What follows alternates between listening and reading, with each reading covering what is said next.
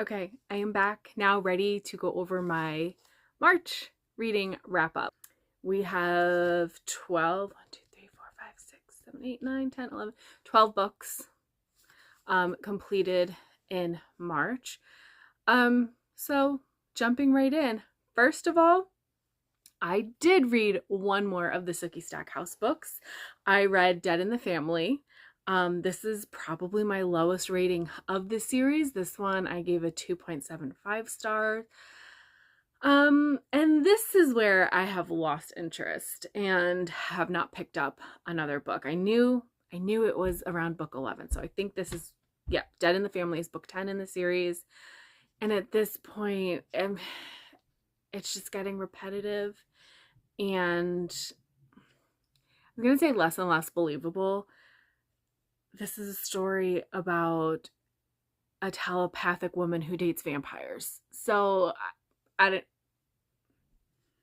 know. But my favorite thing about the series is the relationships between characters, and I guess I'm getting bored with them. Like they've kind of hit um like now where the way characters interact with each other and what they mean to each other is feeling forced, either forced closeness or forced conflict. And I'm over it. Uh, Two more of the Dory Phantasmagorie books. Dory Phantasmagorie Head in the Clouds and Dory Phantasmagorie Tiny Tough. It's just a really fun, adorable, naughty kind of book written for kids about an imaginative little girl. Her name is Dory. Her family calls her Rascal. She's a third child, baby of the family, huge imagination, and drives her family insane. Her siblings can't stand her. Um, and so the premise of the entire series is that her siblings are trying to get her to stop acting like a baby. So they invent like a witch character named Mrs. Gobblecracker who likes to steal children, and the hopes that Dory will be so afraid of getting taken by Mrs. Gobblecracker that she will act more mature. And it completely backfires because Dory becomes obsessed with the idea that her arch nemesis is Mrs. Gobblecracker. And so for the rest of the series, it's her in these ridiculous made up fantasy, like her games invade reality, and it's you get glimpses. The illustrations show like what's happening in Dory's head, and then they also show like the family kind of reacting. You'll have like bubble thoughts or dialogue coming from the other members of the family who are like, what is she talking about now? Like, can't we just have a normal dinner? Can you please stop acting like a dog?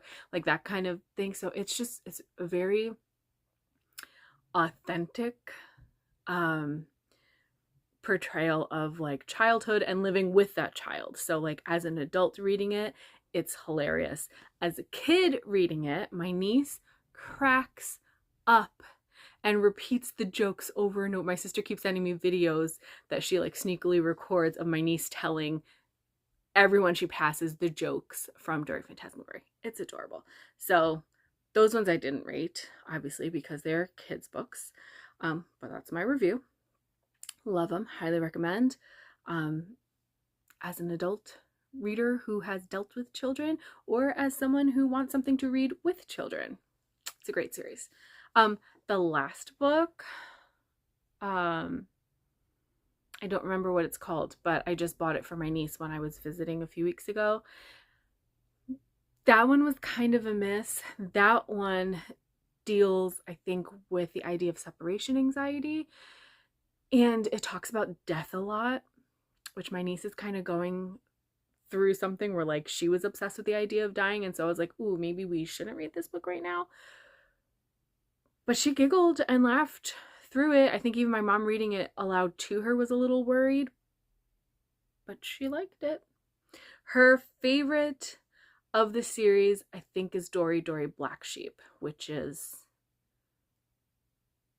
maybe book 2. I don't remember. Okay, I read, or finally finished in March, Witchcraft for Wayward Girls by Grady Hendrix. I had been reading this earlier, like I think in January, and February was due back at the library, and then I got it back in March. Finally finished it. Did not love it. Grady Hendrix is an author that I get excited every time a book comes out, and I read it every time. In fact, it's usually chosen at some point for my book club. I appreciate that Grady Hendrix writes his horror. I don't find them to be scary. I think his books have uncomfortable situations and kind of graphic descriptions that I guess goes ahead and classifies them in the horror category. And like the subjects, ghosts, witches, hauntings, possessions, all that, the subjects of his book, murders, serial killers, I guess it all lends to horror. I don't find his writing horrific. Vampires. What he does always seem to include is some sort of social statement. And so in this book, the subject was the mistreatment of young girls in the 60s and 70s and earlier, of unwed teenage mothers sent to a home to have their children away from public view. The families could then act like it never happened. The babies being taken from them and put up for adoption with or without the girl's consent. So the mistreatment of women, vulnerable young women, the idea of power, lack of agency, all of those elements are there. But then the witchcraft comes into play, and then the witchcraft is also bad. But then there's also some root magic that comes in. But it was like the sides of the story were just very unclear and unsatisfactory for me as a reader. And then the biggest miss this book had is I think he wanted to make a statement about reproductive freedom. Very quickly in the epilogue, Roe vs. Wade gets mentioned, but there's really no discussion of it. And this book is written at a time in America where Roe v. Wade has been overturned, has been repealed. And I think he kind of missed the boat in taking a stance on that subject.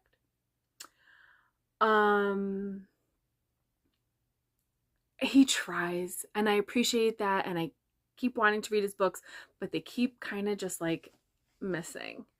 But like I said, in each of his novels, if I can pick out the like social issue that he has like as like a running theme throughout the book, I appreciate that in every single one of his books. The actual plot and execution of his books, like Percival Everett, for whatever reason, I keep coming back to them and they keep just missing, but I want to love them. Everything about them makes me feel like I should love them, and then I just don't. So anyway, in the unpopular opinion, that Witchcraft for Wayward Girls was just okay. In fact, it just barely missed being a 3-star book. I gave it a 2.75. And yes, I fully take advantage of the quarter stars on the Storygraph because they just feel right. I don't have an equation for rating books. I am just a vibe rater. So this gave me 2.75 star vibes. And so that's what I went with. Let's talk about prize lists. So off of the Women's Prize for Fiction list, I read Crooked Seeds by Karen Jennings. This is about a woman in a very, very, very near future, like only like maybe 3 years off. and yet slightly more dystopian than like the current world. Set in South Africa. It's a white woman living in extreme poverty, in extreme filth. So anyway, this is about a woman who is living in a residential home. I think it used to be like a nursing home turned into like apartment housing for people whose homes were taken from them for the government. The idea was it was going to be returned to Black families who lost their homes during apartheid. But then because of the drought situations and the extreme climate change, there was groundwater that the government wanted to access under the homes, so the houses have all been demolished, and bodies were found in the garden of the plot of this woman's home. And so the police have reached out to her because her brother was a known member of a pro-apartheid group who was building bombs to protest the 1994 elections. The book deals with family secrets, and it's written in like a really gross, gritty, uncomfortable way of the main character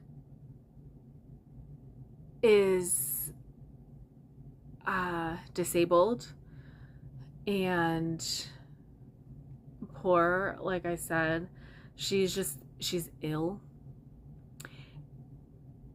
and she has a very victim-like mentality where her life has gone wrong, and like you feel for her, like she's not wrong that everything bad has happened to her outside of her control and it's everyone else's fault, but that does not make her a likable character. And yeah, I kind of really liked this book. I gave it a 3.5 star rating.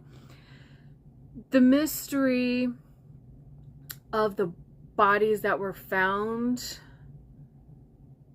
I think where that's kind of like the catch and like the sellable plot of the book ends up becoming secondary and then ends up being resolved like very quickly. Or like you're told what the situation about them is very quickly at the end of the book. And as far as being resolved, it's a little bit like, you know what the deal is, but the character's coming to like resolution, or like it just ends very abruptly.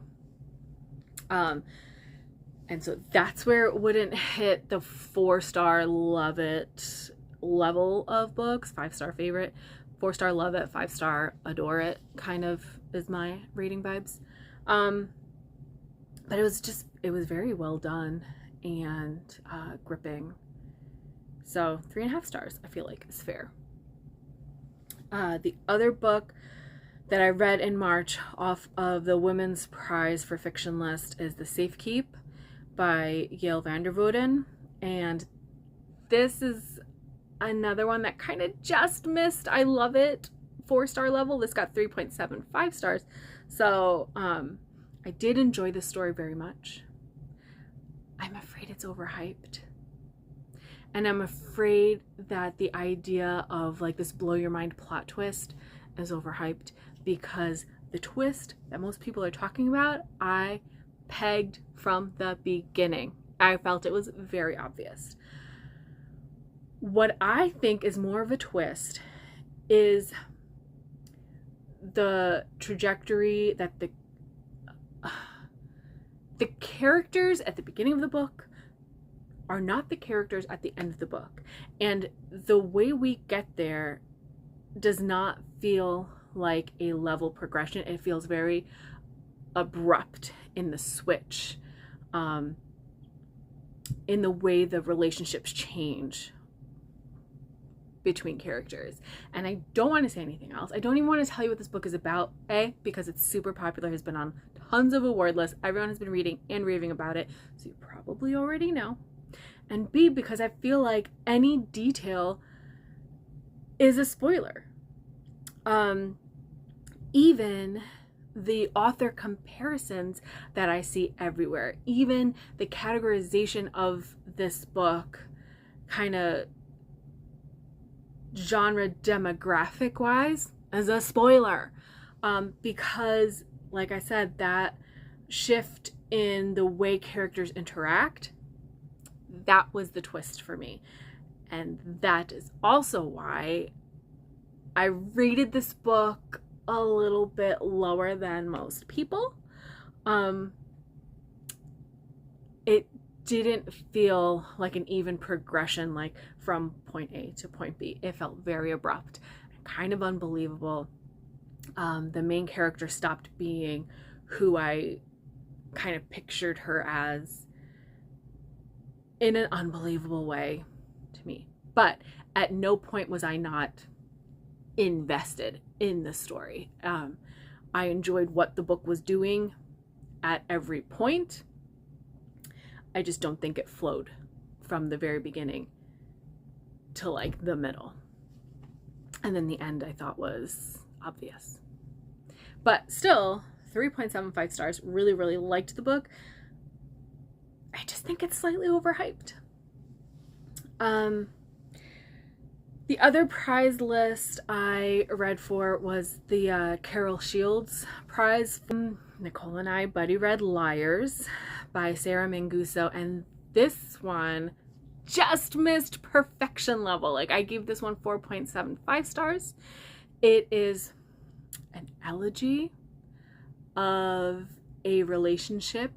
It's kind of told in vignettes. It's linear, but it's not a full story. It's very like fragmented, like this thing happened, then this thing happened, this moment, this moment, this moment. Starting from the time where this woman meets the man who would become her husband, and you get to listen to her reflecting on their entire toxic relationship. And toxic it is. I have no experience with that, thankfully. And yet I could relate to her, this idea of identity, losing your identity and gaining new identity as a wife and mother, and trying to maintain your sense of self. I get that.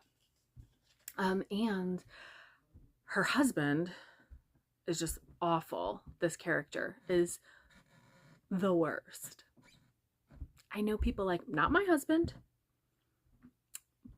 but I know who he is in real life. And so there was just this kind of universality to the characters, down to their names, Jane and John, that made this book unputdownable. I loved it. It was incredibly propulsive. Up until the very end, it kind of started dragging because I think it got a little bit repetitive, because now the character's reflecting on things that we've already made conclusions about ourselves as the reader. She is now coming to those same conclusions and repeating things we already know. And that's where it lost that like quarter star, where I couldn't give it 5 stars. I gave it 4.75. I loved this book. It has been shortlisted for the Carol Shields Prize for Fiction.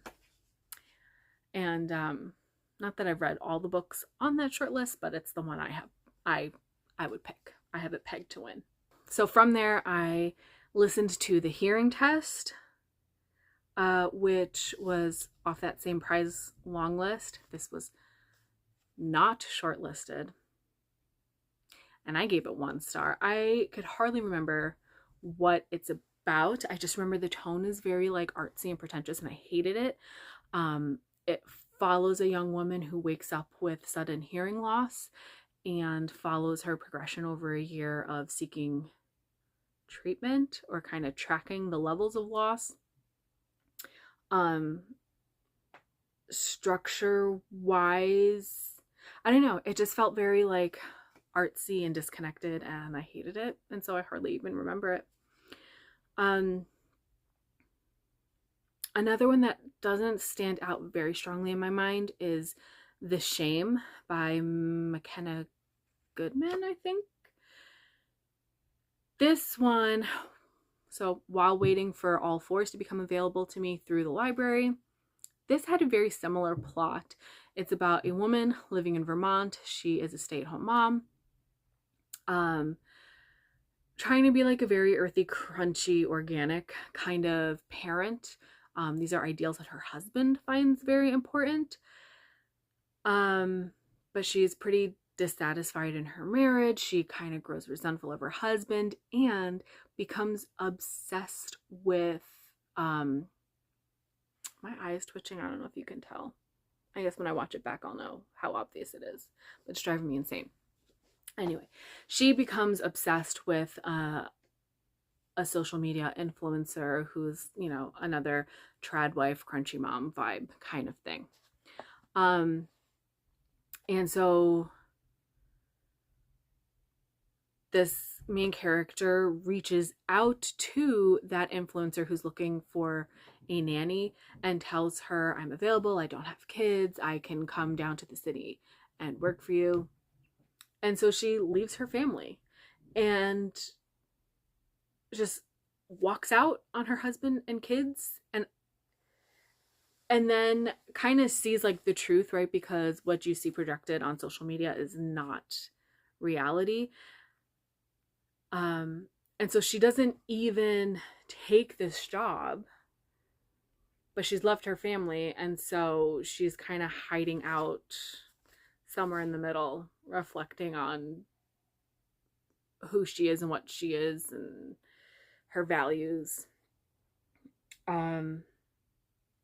It was like a 3.5-hour audiobook that I listened to on double speed, because that I don't like listening to audiobooks on single speed. I lose focus because they're too slow. So I listened to it in a single evening in like the course of driving my kid to baseball practice and waiting for it to be over. But it's mostly forgettable. But it did All Fours before All Fours did All Fours, you know what I mean? And so I'm still waiting to read that one. I have it checked out. It's upstairs, but I'm waiting. I'm thinking it's going to be a buddy read, so we're kind of waiting for the timing to work out on that. But yeah, I read it just because it was available at the moment. I need an audiobook, and it had a similar concept. But I gave it 3 stars. It was like okay, but ultimately forgettable. And then let's see, what else do I have to talk about? The Blue Book of Nebo, another very short audiobook. This is a dystopian story that takes place in Wales about a mother and a son who kind of they each kind of record their experiences kind of living through the end of the world, just the two of them. And so it alternates their perspectives. They're keeping like a journal, so they're not really talking to each other about what they're experiencing or thinking or feeling. It's sad and also leaves you with a lot of questions of what exactly happened. The way it ends kind of leaves you questioning like what was going on in the first place. There was a time where I could not read apocalyptic fiction, and now I kind of love it. I have always loved dystopian fiction, but like specifically like apocalyptic fiction was hard for me. It fed a lot into anxieties and would leave me with panic attacks. This one was like a cozy apocalypse. Is that a thing? Is that accurate? Is that possible? But it kind of was. And this is on Heather's recommendation. She loves this book. I gave it a 3.75. I think if I physically read it, I would have connected with it more.